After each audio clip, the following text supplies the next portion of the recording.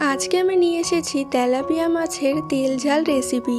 Tilapia খুবই সুস্বাদু একটি মাছ, আর এই মাছের তেল ঝাল বানাতে সময়ও লাগে অনেক কম।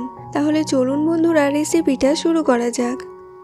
মাছের ঝাল বানাবার জন্য আমি এখানে 4টে মাঝারি সাইজের তেলাপিয়া মাছ নিয়ে নিয়েছি।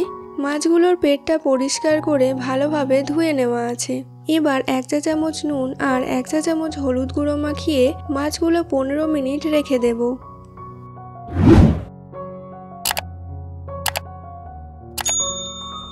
এরপর মাছ ভাজার জন্য কড়াতে সর্ষের তেল দিয়ে দিলাম। তেলটা ভালো করে গরম হলে মাছগুলো ছেড়ে দিচ্ছি।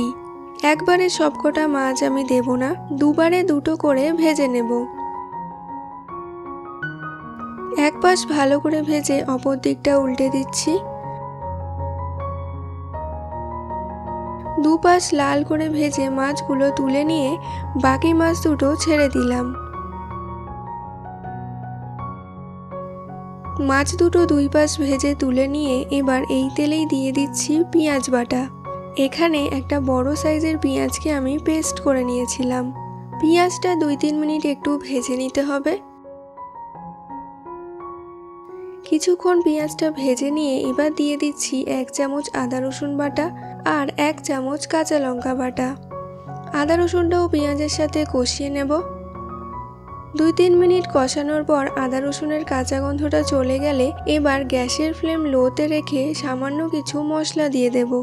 যেমন এতে দিয়ে দিচ্ছি স্বাদ মতো নুন, 1 চা চামচ হলুদ গুঁড়ো, 1 চা চামচ জিরে গুঁড়ো আর 1 চা চামচ লঙ্কার গুঁড়ো। সামান্য একটু জল দিয়ে মশলাটা ভালো করে কষিয়ে নিতে হবে। 2-3 মিনিট মশলাটা কষানোর পর দিয়ে দিচ্ছি একটা বড় সাইজের টমেটোর পেস্ট। টমেটোটাও মশলার সাথে কিছুক্ষণ ভেজে নেব।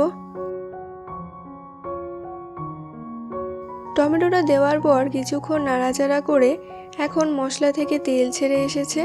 এবার ঝালের পরিমাণ মতো জল দিয়ে দিচ্ছি। ঝোলটা একটু ফুটে উঠলে ভেজে রাখা তেলাপিয়া মাছগুলো ছেড়ে দিলাম। ঢাকনা চাপা দিয়ে কিছুক্ষণ ঝোলটা ফুটিয়ে নেব।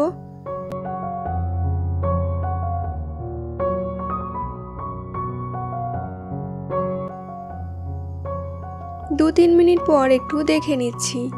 মাঝখানে মাছগুলো আমি একবার উল্টে দিয়েছিলাম। তেলাপিয়া মাছের ঝাল কিন্তু একদম তৈরি। একটু ধনেপাতা কুচি দিয়ে এবার আমি নামিয়ে নেব। তাহলে বন্ধুরা, আমাদের আজকের রেসিপি তেলাপিয়া মাছের ঝাল আপনাদের কেমন লাগলো তা কমেন্ট করে অবশ্যই জানাবেন।